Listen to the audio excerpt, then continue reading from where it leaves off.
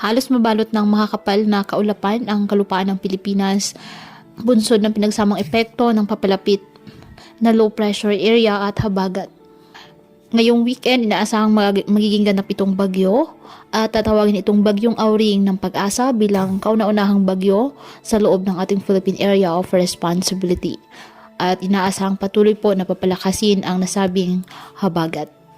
Ngayong araw, ang Metro Manila, Cavite, Laguna, Batangas, Rizal, Mimaropa, Western Visayas, Negros Island Region, Zamboanga Peninsula, BRMM at Sorsogon, apektado po ng habagat kaya asahan po dyan na maulap na halangitan na may kalat-kalat na pag-ulan at thunderstorms. Ang Quezon, Bicol Region, nalalabing bahagi ng Visayas at Mindanao, apektado na po ng trough ng low pressure area kaya asahan na po ang maulap na kalangitan na may mga kalat-kalat na mga pag-ulan at thunderstorm.